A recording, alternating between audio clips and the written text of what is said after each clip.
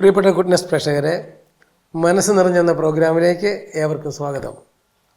ഇന്നത്തെ ദിവസം നമ്മൾ പരിചയപ്പെടുന്നത് അർത്തുങ്കൽ സെൻറ് ആൻഡ്രൂസ് ഇടവകാംഗമായ വർഗീസ് എന്ന സഹോദരനെയാണ്.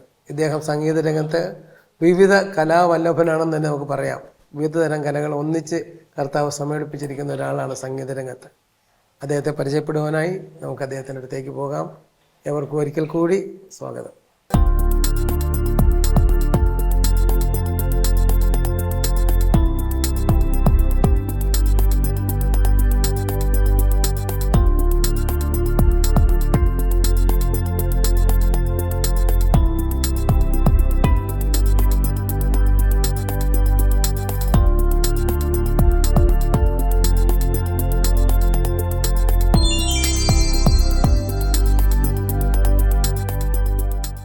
സഹോദരനെ ഒന്ന് പരിചയപ്പെടുത്താമോ ഞങ്ങളുടെ ഗുഡ്നസ് പ്രേക്ഷകർക്ക്? തീർച്ചയായിട്ടും. എൻ്റെ പേര് AJ വർഗീസ് അഥവാ അരേശ്വരിൽ ജോൺ വർഗീസ്. എൻ്റെ മാതാപിതാക്കൾ അരേശ്വരിൽ സേവ്യർ ജോൺ, എൻ്റെ മാതാവിൻ്റെ പേര് യോഫ്രേസ്യ എന്നാണ്. ഞാൻ അവരുടെ 7ാമത്തെ മകനായിട്ട് ജനിച്ചു. നിലവിൽ ഞങ്ങൾ 2 സഹോദരൻ മാത്രമേ ഉള്ളൂ. ബാക്കി എല്ലാവരും പോയി കഴിഞ്ഞു. ഇതാണ് എൻ്റെ കുടുംബ പശ്ചാത്തലം. ബാല്യപ്രായം എങ്ങനെയൊക്കെ ആയിരുന്നു എന്ന് പറയാമോ? ബാല്യം എൻ്റെ ചെറുപ്പകാലത്ത് തന്നെ സംഗീത വാസന ഉള്ളതുകൊണ്ട് ഞങ്ങളെ കുടുംബത്തിലെല്ലാവരും സംഗീതം അച്ഛനമ്മമാർ പഠിപ്പിച്ചിരുന്നു. പിന്നെ വിദ്യാഭ്യാസത്തിനൊക്കെ പോകുമ്പോൾ പള്ളികളിൽ കുർബാനയ്ക്ക് കൂടാനും അർത്തുങ്കൽ പള്ളിയിൽ കുർബാനയ്ക്ക് കൂടാനും പാടാനുമായിട്ടൊക്കെ ചെറുപ്പം മുതലേ പോയിക്കൊണ്ടിരുന്ന ഒരു കാലഘട്ടമുണ്ട്, വളരെ ചെറുപ്പത്തിൽ. അതിനുശേഷം കുട്ടികളായിരുന്നപ്പോൾ തന്നെ സ്കൂളിൽ നിന്നൊക്കെ കൊണ്ട് പാടിക്കുകയും പള്ളിയിൽ കൊണ്ട് പാടിക്കുകയും അതുപോലെയുള്ള രംഗത്തൊക്കെ പ്രവർത്തിച്ചിരുന്നു. പിന്നെ പള്ളിയിൽ പോകുമ്പോൾ തന്നെ പാട്ടുമായിട്ടും സംഗീത ഉപകരണങ്ങളുമായിട്ടും നമ്മൾ പഴയ പാട്ടുകൾ, പ്രത്യേകിച്ച് അന്നത്തെ കാലത്ത് ലത്തീൻ ഭാഷയിലുള്ള പാട്ടുകളാണ്, ഒറിജിനൽ ലത്തീൻ ഭാഷയിൽ, അതെല്ലാം പഠിക്കാനും വായിക്കാനും പാടാനും ഒക്കെ എനിക്ക് അവസരം കിട്ടിയിട്ടുണ്ട്.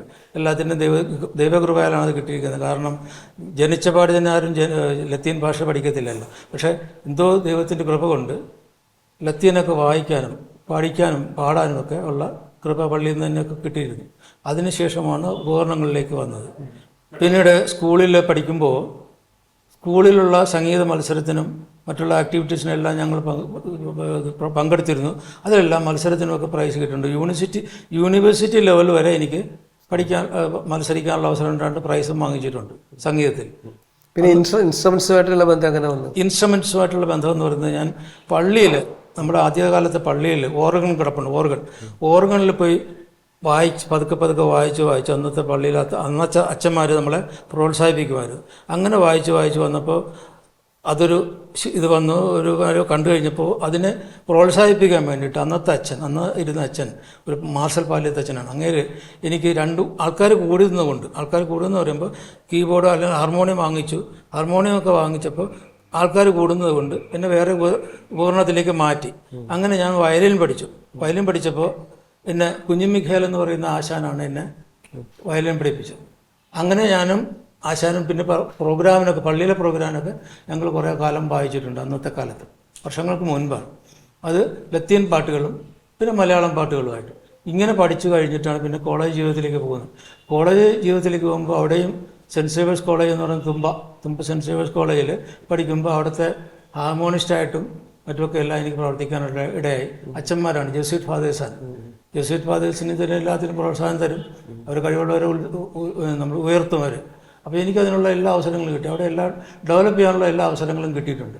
അതെല്ലാം കഴിഞ്ഞു വിദ്യാഭ്യാസം അവിടുത്തെ പല രംഗങ്ങളുണ്ട്. എന്നാലും അവിടെയും മത്സരത്തിന് പ്രൈസ് കിട്ടിയിട്ടുണ്ട്. മോണോ ആക്ടിന് വരെ ഞാൻ ഫസ്റ്റ് വാങ്ങിച്ചിട്ടുള്ളതാണ്. ഇപ്പോൾ അതെല്ലാം കഴിഞ്ഞിട്ട് അവിടെ നിന്നെല്ലാം വിട്ടു. പിന്നെ SD കോളേജിൽ പഠിക്കാൻ വന്നപ്പോൾ ക്ലാരിനെറ്റ് പഠിക്കാനായിട്ട് പഠിച്ചു. അതിനെന്നെ ചേർത്തല ആപ്പ മാസ്റ്ററാണ് പഠിപ്പിച്ചത്. ചേർത്തല ആപ്പ മാസ്റ്റർ എന്ന് പറയും. അദ്ദേഹം ഇന്നും ജീവിച്ചിരിപ്പില്ല.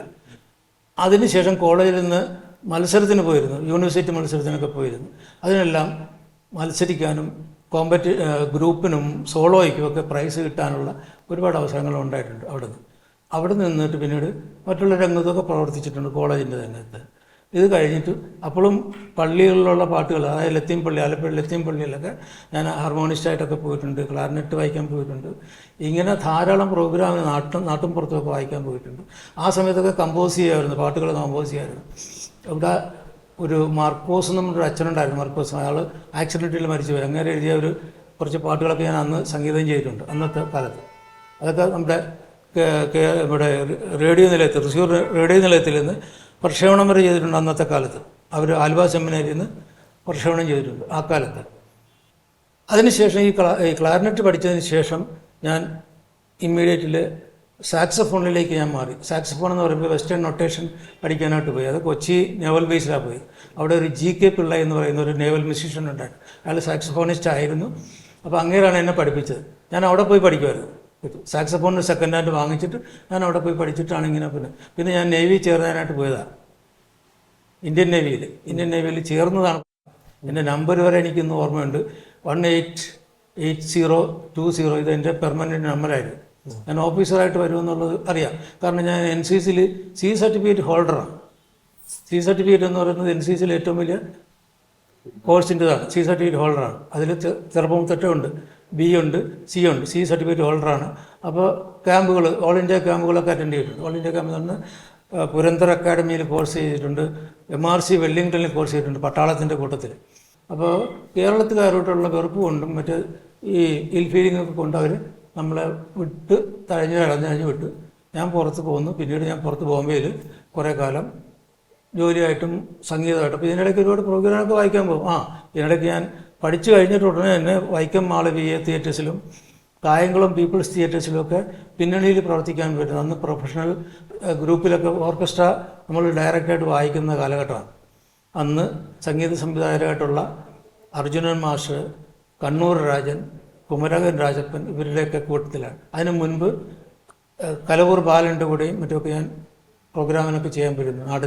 നാടകത്തിനും പള്ളിപ്പാട്ടുകൾക്കും ഓർക്കസ്ട്രയ്ക്കൊക്കെ വായിച്ചിരുന്ന ഒരു കാലഘട്ടമാണ്. അതിങ്ങനെ ജീവിതത്തിൻ്റെ ചര്യകളായിട്ട് ഇങ്ങനെ പോയിക്കൊണ്ടിരുന്നു.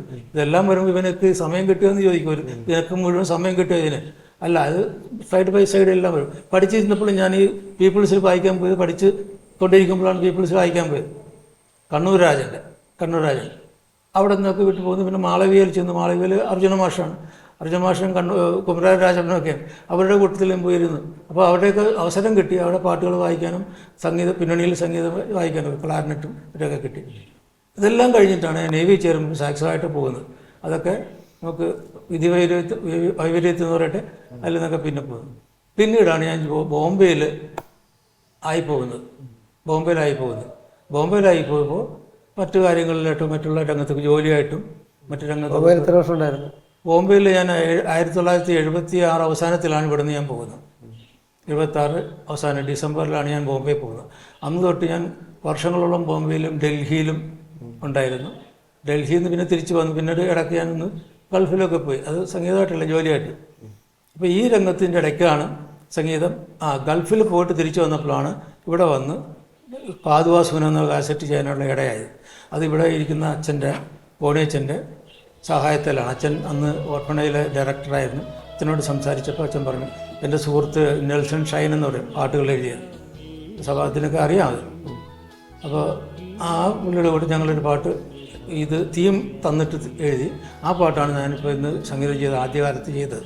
പിന്നെ ചെയ്തതൊക്കെ വേറെ ഉണ്ട്. ബോംബെയിലും സംഗീതം ചെയ്തിട്ടുണ്ട്. നാടകത്തിനും ആൽബത്തിനൊക്കെ ചെയ്തിട്ടുണ്ട്. ഇപ്പോഴും ചെയ്യുന്നുണ്ട്. ബോംബെ ചെന്നിട്ട് ഞാൻ കർണാട്ടിക് ഫ്ലൂട്ട് പഠിച്ചു. അവിടെയാണ് ഈ രംഗത്ത് പോകുന്ന ആൾക്കാർ എന്നെ ലീഡ് ചെയ്ത് കൊണ്ടുപോയിട്ട് ഫാദർ ഫ്രാൻസിസ് ബർബോസ എന്നൊരു അച്ഛനുണ്ട്. അങ്ങേര് ഇപ്പോൾ പ്രീസ്റ്റോട്ട് വിട്ടെങ്കിലും അന്ന് SVD പ്രീസ്റ്റാണ്. SVD പ്രീസ്റ്റായപ്പോൾ അങ്ങേരാണ് ഇന്ത്യയിലെ ഏറ്റവും ആദ്യത്തെ biblical presentation through Bharatanatyam, Bible through Bharatanatyam അവതരിപ്പിക്കുന്ന ആദ്യത്തെ പ്രീസ്റ്റാണ്. കത്തോലിക്ക പ്രീസ്റ്റാണ്. SVD ഓർഡറിലുള്ള അങ്ങേരെ എന്നോട് ആദ്യം വിളിക്കുന്നത് അന്ന് ക്ലാർനെറ്റിലാണ് വിളിക്കുന്നത്. പക്ഷേ ക്ലാർനെറ്റ് വിളിച്ചതിന് ശേഷം ക്ലാർനെറ്റ് വായിക്കാൻ പോയിട്ട് കൂട്ടത്തിൽ പാട്ടുകാരെ കൊണ്ടുപോട്ടോ, ഞാൻ മാത്രമല്ല. അതിന് വായിച്ചു കഴിഞ്ഞിട്ട് പിന്നീട് ഞാൻ സ്വിച്ച് ഓൺ ടു ഫ്ലൂട്ടിലേക്ക് മാറി, കർണാട്ടിക് ഫ്ലൂട്ട്. അങ്ങനെയാണ് കൂടുതലും ഞാൻ പഠിക്കാനിടയായത്. അപ്പോൾ അവിടെ പഠിച്ചിരുന്നത് എൻ്റെ ഗുരു ശ്രീമതി നീലാനാരായണ സ്വാമി എന്ന ഗുരുവാണ്. ഞാൻ അവിടെ 11 വർഷത്തോളം അവിടെ പഠിച്ചിട്ടുണ്ട് സംഗീതം. അവിടെ തന്നെ മ്യൂസിക് കോളേജാണ്, ഭാരതീയ മ്യൂസിക് കോളേജ്. അവിടെ 11 വർഷം പഠിച്ചെങ്കിലും ഡിപ്ലോമ ഫസ്റ്റ് ക്ലാസ് വഴി പാസ്സായതാണ് ഫ്ലൂട്ടിൽ. അത് കഴിഞ്ഞിട്ട് പിന്നെ 2 വർഷം പഠിച്ചു പോസ്റ്റ് ഡിപ്ലോമ.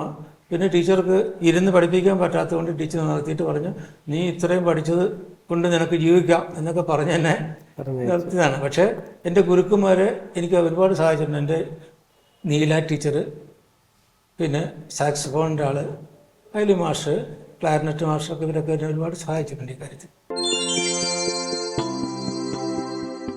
വർഗീസ് എന്ന കലാകാരനെ പറ്റി സർവോപരി ഒരു സംഗീതോപാസകൻ എന്ന നിലയിൽ ദീർഘനാളുകളായിട്ട് എനിക്ക് പരിചയമുണ്ട്. ഏതാണ്ട് 55 വർഷങ്ങൾ നീണ്ടു നിൽക്കുന്ന ഒരു ചിരകാല പരിചയമാണ് വർഗീസുമായി എനിക്കുള്ളത്. സംഗീതത്തെ പ്രേമിക്കുന്ന ഒരാളാണ്. സംഗീതത്തിൻ്റെ ഒരു അക്രീത ദാസനെന്ന നിലയിലാണ് ഈ കാലഘട്ടത്തിൽ മുഴുവനും വർഗീസ് പ്രവർത്തിച്ചിട്ടുള്ളത്. എനിക്ക് ചിലപ്പോൾ തോന്നിയിട്ടുണ്ട്, ഈ സംഗീതത്തെപ്പറ്റി ഒരു സമസ്ത വിദ്യാലയൻ എന്ന് ഇദ്ദേഹത്തെ വിശേഷിപ്പിക്കാമെന്ന്. പല സമയങ്ങളിലുമൊക്കെ സംസാരിക്കുമ്പോൾ ആഴമായ അദ്ദേഹത്തിൻ്റെ ബോധം, അറിവ്, സംഗീതത്തെപ്പറ്റിയുള്ള അറിവ് എനിക്ക് മനസ്സിലായിട്ടുണ്ട്. ഞാൻ ഓർഫനേജിൽ ഡയറക്ടറായിരിക്കുമ്പോൾ പാതുവാസൂനം എന്ന് പറഞ്ഞുകൊണ്ട് ഒരു കാസറ്റ് ഇറക്കുകയുണ്ടായി. അതിൻ്റെ മുൻകൈ എടുത്തതും അതിൻ്റെ എല്ലാ കാര്യങ്ങളൊക്കെ സംവിധാനം ചെയ്തത് വർഗീസാണ്. അന്നാണ് എനിക്ക് അദ്ദേഹത്തിൽ നിക്ഷിപ്തമായിരിക്കുന്ന വിവിധ തരത്തിലുള്ള സാധ്യതകൾ മനസ്സിലാക്കാനായിട്ട് സാധിച്ചത്. ഞാനിവിടെ പഠിപ്പിക്കാൻ വന്നപ്പോൾ എനിക്ക് പ്രത്യേകിച്ച് സംഗീതത്തോടൊക്കെ വളരെ താല്പര്യമുള്ള ആളാണ്. ഞാൻ പല കുട്ടികളെ പഠിപ്പിച്ചിട്ടുണ്ട്.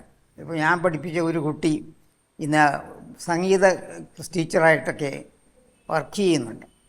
അപ്പോൾ ഇവിടെ വന്നപ്പോൾ ഇവിടുത്തെ ഈ വൈദിക വിദ്യാർത്ഥികൾക്ക് വിവിധ തരത്തിലുള്ള കലാബോധങ്ങളും അവ കൊടുക്കുന്നതിന് വേണ്ടിയിട്ട് ഞങ്ങളുടെ മീറ്റിങ്ങിൽ പറയുകയും ഞാൻ തന്നെയാണ് വർഗീസിൻ്റെ പേര് പറയുകയും ചെയ്തത്. അന്ന് തൊട്ട് വർഗീസൂടെ ഒരു അധ്യാപകനായി നിലകൊള്ളുന്നു. കുട്ടികളെല്ലാവരും വർഗീസിനെ സ്നേഹിക്കുന്നു.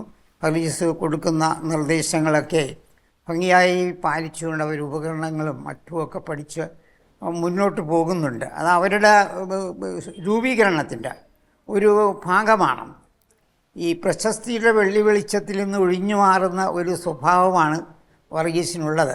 പക്ഷേ നിങ്ങൾ അന്ന് മുൻകൈ എടുത്ത് ഈ വളരെ പാരമ്പര്യമുള്ള വളരെ കഴിവുകളുള്ള ഈ വർഗീസിനെ ഇങ്ങനെ സമൂഹ മധ്യത്തിൽ ഒരു നലം തികഞ്ഞ കലാകാരനായി അവതരിപ്പിക്കുന്നതിൽ എനിക്ക് വളരെ സന്തോഷമുണ്ട്. അതിന് ഗുഡ്നസ് ടിവിയോടും ബന്ധപ്പെട്ട എല്ലാവരോടും നന്ദി അറിയിച്ചുകൊണ്ട് ഞാൻ എൻ്റെ വാക്കുകൾ നിർത്തുകയാണ്. ഇപ്പോൾ ഞാൻ വായിക്കാൻ പോകുന്ന പാട്ട് ആലപ്പുഴ സെയിൻറ്റ് ആൻ്റണീസ് ഓർഫനേജിന് വേണ്ടി ഞാൻ തന്നെ സംഗീതം ചെയ്ത പാതുവാസുമനം എന്ന കാസറ്റിലെ ആദ്യത്തെ പാട്ടാണിത്. സ്വർഗാരൂഢനാം യേശുവിൻ്റെ എന്ന് തുടങ്ങുന്ന പാട്ട്.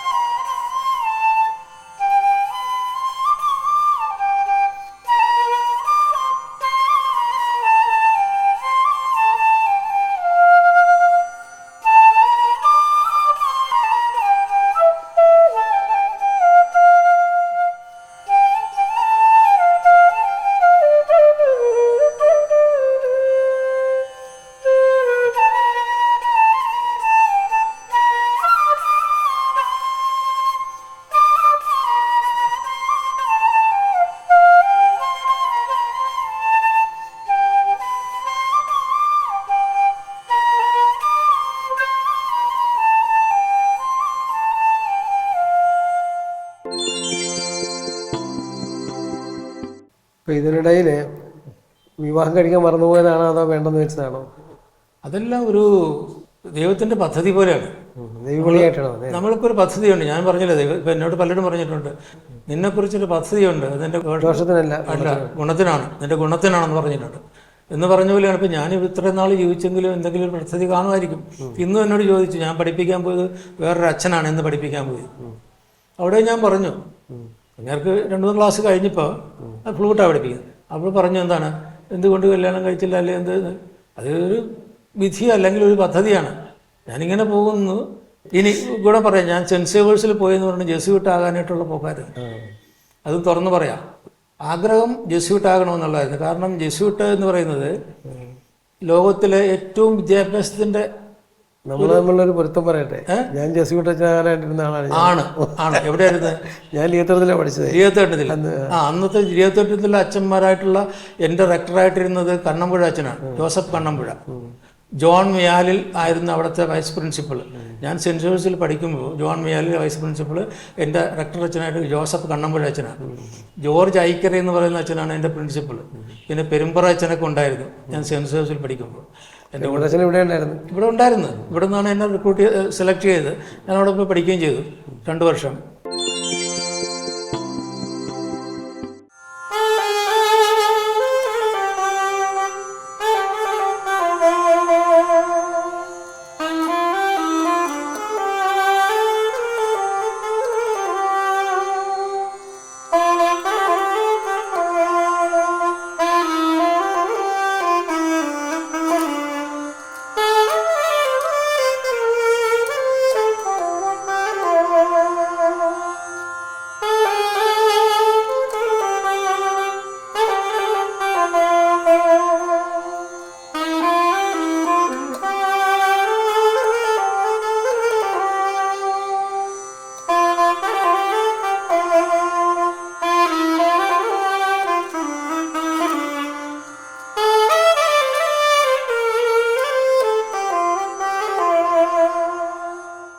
ലാറ്റിൻ പാട്ടുകളൊക്കെ പാടുമായിരുന്നു. അതെ. ഏതെങ്കിലും ഒരു 4 വരി പാട്ടൊന്ന് പാടിത്തരാമോ? ഇങ്ങനെ വെറുതെ വായ്പാട്ട്. ആദ്യം നമ്മൾ ലത്തീൻ പാടുന്നത് തുടങ്ങുന്നത്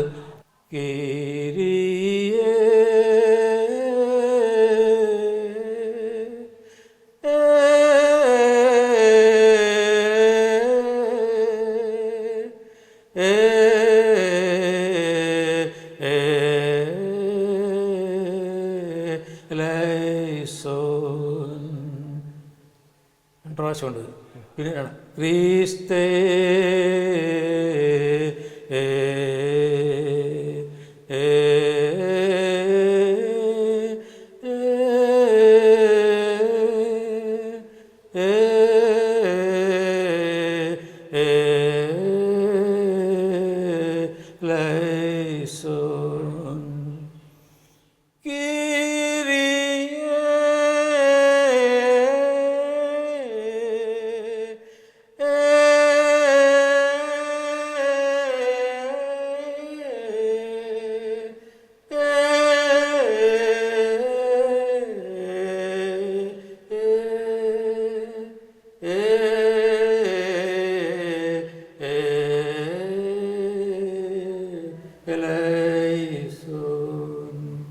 പ്രായത്തിൻ്റെ കൊണ്ട് തൊണ്ടയ്ക്ക് മനോഹരമായിരുന്നു. ഇൻസ്ട്രുമെൻ്റ് ഉണ്ടെങ്കിൽ കുറച്ചുകൂടി ഭംഗിയായിരിക്കും. ഇനി ഗ്ലോറിയ ഇൻ എക്സെൽസിസ് ദേവോ et in terra pax hominibus bone voluntatis. ഇങ്ങനെ ഗ്ലോറിയ, അതായത് നമ്മുടെ മനസ്സിലായി. നേരത്തെ സൗഭാഗ്യം സൂചിപ്പിച്ചതുപോലെ നമ്മുടെ Pater noster qui est in celis sanctificetur nomen tuum. ഇതും സ്വർഗസ്വനായ പിതാവിൻ്റെ. ഇങ്ങനെയുള്ള ആ പാട്ടുകളെല്ലാം അതിൻ്റെ ഇതുവരെ അത് പഴയ ഗ്രിഗോറിയൻ ചാൻറ്റാണ്. ഇതിൻ്റെ തന്നെ വെറൈറ്റി ട്യൂണുകളുണ്ട്. ഈ വെറൈറ്റി ട്യൂണുകൾ ഞാൻ പഠിച്ചിരുന്നു. അതൊക്കെ പെരുന്നാൾ അവസരങ്ങളിൽ ഞങ്ങൾ മാറ്റി മാറ്റി പാടുമായിരുന്നു അന്നത്തെ കോലിൽ. ഇന്നത്തെ തലമുറയ്ക്ക് വളരെ ചുരുക്കമാണ്, ഇന്ന് കിട്ടാൻ ബുദ്ധിമുട്ട്. അറിയത്തുമില്ല, പഠിക്കുന്നവരും വളരെ ചുരുക്കമാണ്. ഇപ്പൊ സാർ എന്തൊക്കെ ചെയ്യുന്നു? ഇപ്പോൾ നിലവിൽ സംഗീതം ചെയ്യുന്നുണ്ട്, പാട്ടുകൾ കമ്പോസ് ചെയ്യുന്നുണ്ട്. ധ്യാനകേന്ദ്രത്തിന് വേണ്ടി ചെയ്തിട്ടുണ്ട്, ഇപ്പോഴും കാസറ്റുകൾ ചെയ്തിട്ടുണ്ട്, പാട്ടുകൾ ഇതാണ് ആൽബത്തിനും ചെയ്തിട്ടുണ്ട്, ആൽബത്തിന് പല പാട്ടുകളും ചെയ്തിട്ടുണ്ട്. കൂടാതെ ഇപ്പോൾ പാട്ട് പഠിപ്പിക്കുന്നുണ്ട്. പാട്ട് പഠിപ്പിക്കുമ്പോൾ കർണാട്ടിക് മ്യൂസിക് ആവശ്യക്കാർക്ക് കർണാട്ടിക് മ്യൂസിക് പഠിപ്പിക്കുന്നുണ്ട്, വായ്പാട്ട്. പിന്നീട് വാദ്യങ്ങൾ, കീബോർഡിൽ വെസ്റ്റേൺ നൊട്ടേഷനാണ് പഠിപ്പിക്കുന്നത്. സ്റ്റാഫ് നൊട്ടേഷൻ എന്ന് പറയും. സാധാരണ പറയുമ്പോൾ കറക്റ്റ് വാക്കെന്ന് പറഞ്ഞാൽ സ്റ്റാഫ് നൊട്ടേഷൻ എന്നാണ്. ഇത് പഠിപ്പിക്കുന്നുണ്ട്. വയലിനിൽ കർണാട്ടിക് മ്യൂസിക്കിൻ്റെ കർണാട്ടിക് സംഗീതം പഠിപ്പിക്കുന്നുണ്ട്. ഫ്ലൂട്ടിലും കർണാട്ടിക് പഠിപ്പിക്കുന്നുണ്ട്, കർണാട്ടിക് ഫ്ലൂട്ടാണ്. പിന്നീട് വയലിൻ, ഫ്ലൂട്ട്, കീബോർഡ്, ഞാൻ പറയാം സ്റ്റാഫ് നൊട്ടേഷൻ, വായ്പാട്ട് പഠിപ്പിക്കുന്നുണ്ട്, പാടുന്നുണ്ട്, പടക്കപ്പോലും കമ്പോസ് ചെയ്യുന്നുണ്ട്. പല സ്ഥലത്തും ഇവിടെ മെയിനായിട്ട് ഞായറാഴ്ച തോറും ഇവിടെ ഉണ്ട് ക്ലാസ്, സെമിനാരിയിൽ ക്ലാസ് ഉണ്ട്. നേരത്തെ ഉണ്ടായിരുന്ന അവർ ബ്രാഞ്ച് ഉണ്ടായിരുന്നത് ഇപ്പോൾ നിർത്തിയിരിക്കണം, ഇങ്ങോട്ടാണ് മാറ്റിയത്. ബാക്കിയുള്ള സ്ഥലങ്ങളൊക്കെ ഞാൻ പുറത്ത് പോയി പഠിപ്പിക്കുന്നുണ്ട്. ഇവിടെ അല്ലാതെയും പുറത്ത് പോകുന്ന അച്ഛന്മാരും ഉണ്ട്, ശിഷ്യതൊക്കെ പഠിക്കുന്നുണ്ട്. ശിഷ്യത് പഠിച്ചിരുന്നു, ഇപ്പം അവർ താൽക്കാലികം മറ്റ് നിർത്തിയിരിക്കുകയാണ്. പിന്നെ വേറെ ചില സ്ഥലത്തൊക്കെ പിള്ളേരെ പഠിപ്പിക്കാൻ പോകുന്നുണ്ട്. പാട്ട് ആവശ്യക്കാർക്കൊക്കെ പാട്ടും പഠിപ്പിക്കുന്നുണ്ട്. നമ്മൾ ഈ പറഞ്ഞില്ലേ, ഈ ഇപ്പോൾ ഒരു പാട്ട് വേണമെന്ന് പറയുമ്പോൾ ആ പാട്ടിൻ്റെ നൊട്ടേഷൻ എഴുതി കൊടുത്തിട്ട് അവരെ പഠിപ്പിക്കുന്നത്. കാരണം ഇന്നത്തെ കുട്ടികളിലേക്ക് ഈ ഇൻസ്ട്രുമെൻ്റ് പഠിക്കണമെന്ന് പറയുമ്പോൾ എല്ലാവർക്കും ജന്മവാസന കാണത്തില്ല. എന്തെങ്കിലുമൊക്കെ മൂളിപ്പാട്ടൊക്കെ പാടും. പക്ഷേ എന്ന് കഴിഞ്ഞാൽ നമ്മൾ പാടുന്ന ആ സാധനങ്ങൾ അല്ലെങ്കിൽ ആ സംഗതികൾ സ്വരസ്ഥാനത്ത് എത്തിക്കാൻ വേണ്ടിയിട്ട് അവർക്ക് പാട്ട് ചിലപ്പോൾ എത്തത്തില്ല. ഇപ്പോൾ എന്ന് പറഞ്ഞു കഴിഞ്ഞാൽ അവരുടെ ആ സാധനം കിട്ടത്തില്ല. അപ്പോൾ എന്ത് ചെയ്യുമെന്ന് വെച്ചാൽ അതിനകത്ത് നോട്ട് എഴുതിയിട്ട് ആ നോട്ട് വായിപ്പിച്ചിട്ട് പഠിപ്പിക്കുക ആദ്യം. എന്നിട്ട് അത് പഠിക്കാനായിട്ട് പറയും. പിന്നീട് അവരുടെ മനസ്സിൽ വരുന്നത് കറക്റ്റായിട്ട് ഞാൻ പറഞ്ഞു കൊടുത്ത് അവരെ കൊണ്ട് പാടിപ്പിക്കാൻ. ഇപ്പോൾ ഒരു കുട്ടിയെ രണ്ട് പിള്ളേരൊക്കെ ഒരുമാതിരി ഈ സ്റ്റേജിൽ വായിക്കാൻ പറ്റും, അല്ലെങ്കിൽ എന്തെങ്കിലും പൊതു രംഗത്ത് വായിക്കാൻ പറ്റുന്ന പിള്ളേരൊക്കെ ഞാൻ ഒരുക്കിയിട്ടുണ്ട്. ഇപ്പോൾ കീബോർഡിലൊക്കെ ഈ അർത്തുങ്കൽ ഉണ്ടാവില്ലേ ശിഷ്യന്മാരൊക്കെ? ഇപ്പം ഞാൻ പണ്ട് വർഷങ്ങൾക്ക് മുൻപ് പുതിയ പള്ളി ഉദ്ഘാടനത്തിന് മുൻപ്, അതായത് എൻ്റെ ഞാൻ പറയില്ലേ, ഞാൻ സ്കൂളിൽ പഠിക്കുന്ന കാലഘട്ടത്തിൽ തൊട്ട് അവിടെ വായിച്ചിരുന്നതാണ് പള്ളിയിൽ. അന്നത്തൊക്കെ ലൈവ് മ്യൂസിക് എന്ന് പറയുമ്പോൾ അന്നൊക്കെ ഈ മോഡേൺ ഇൻസ്ട്രുമെൻ്റ് ഇല്ല. ഹാർമോണിയം, തബല വായിക്കുമായിരുന്നു, വയലിൻ വായിക്കുമായിരുന്നു. ഞാനും എൻ്റെ ആശാനും കൂടി, കുഞ്ഞുമികൽ ആശാനും കൂടി ഞങ്ങൾ ഒന്നിച്ച് വായിച്ചു. പിന്നീട് ഞാൻ ഹാർമോണിസ്റ്റായിട്ടൊക്കെ മാറുമ്പോൾ അത് വായിച്ചിട്ടുണ്ട്. സാക്സഫോണൊക്കെ വായിക്കുന്ന കാലമായപ്പോൾ അവിടെയും പോയി വായിച്ചിട്ടുണ്ട്. ഇന്നത്തെ കാലത്ത് കീബോർഡ് മാത്രം ഉപയോഗിച്ചിട്ടുള്ള പരിപാടിയാണ് പള്ളിയിൽ ചെയ്യുന്നത്. ഞാൻ എൻ്റെ വിദ്യാഭ്യാസത്തിന് പോയി കഴിഞ്ഞപ്പോൾ പള്ളിയുമായിട്ടുള്ള ഈ നേരിട്ടുള്ള ബന്ധങ്ങളൊക്കെ മാറി.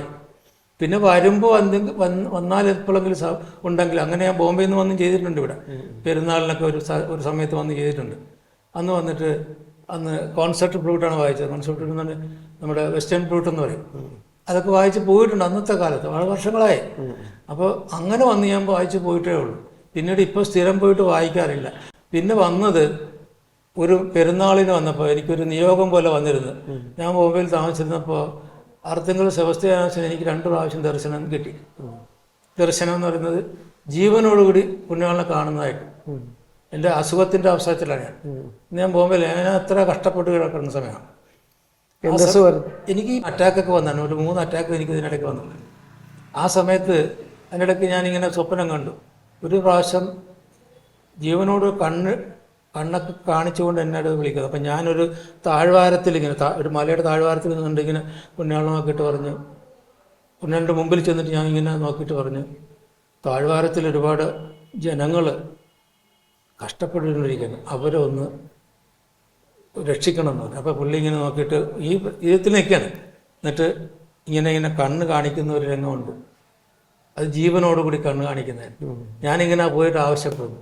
എന്നിട്ട് ആ ഒരു രംഗം പിന്നെ വേറെ സമയത്തും കൂടി എനിക്ക് 2 പ്രാവശ്യം ദർശനം കിട്ടി. ആ ദർശനം കിട്ടിയതിൻ്റെ പേരിൽ ഞാൻ എന്ത് ചെയ്തു, പുണ്യവാളുടെ നടയിൽ വന്നിട്ട് ഒരു പ്രാവശ്യം വായിക്കാമെന്നുള്ള ഈ ഇൻസ്ട്രുമെൻ്റ് ഞാൻ വായിക്കാമെന്നുള്ള ഒരു നേർച്ച പോലെ നടന്നിട്ട് ഞാനിവിടെ വന്ന് 2011 അവസാനത്തിൽ വന്നിട്ട് ബോംബെയിൽ നിന്ന് വന്നു. ഇവിടുത്തെ അച്ഛനുമായിട്ട് സംസാരിച്ചു.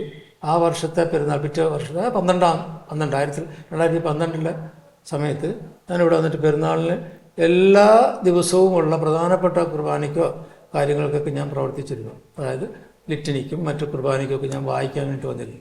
വായിച്ചു കഴിഞ്ഞപ്പോൾ അന്നത്തെ ആൾക്കാർ പറഞ്ഞു, ഇത് റിഹേഴ്സലൊന്നും ഇല്ലാതെ തന്നെ നന്നായിട്ട് ചെയ്തു, നമുക്ക് ഇതുപോലെ മതിയായിരുന്നു എന്നൊക്കെ പറഞ്ഞിട്ട് പിന്നീട് വന്നു. അപ്പോൾ അങ്ങനെ ഒരു അവസരം ഉണ്ടായിട്ടുണ്ട്. അതായത് ഇതൊക്കെ നിമിത്തങ്ങളാണ്.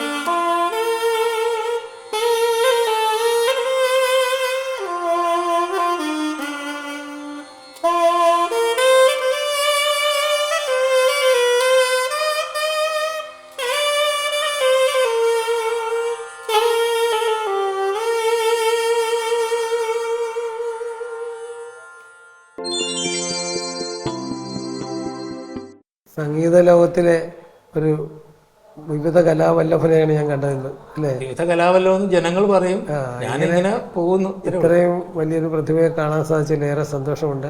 ഇദ്ദേഹത്തിൻ്റെ ഈ അനുഭവങ്ങളൊക്കെയും അനേകർക്ക് പ്രചോദനം നൽകാൻ ഇടയാകട്ടെ. നമസ്കാരം.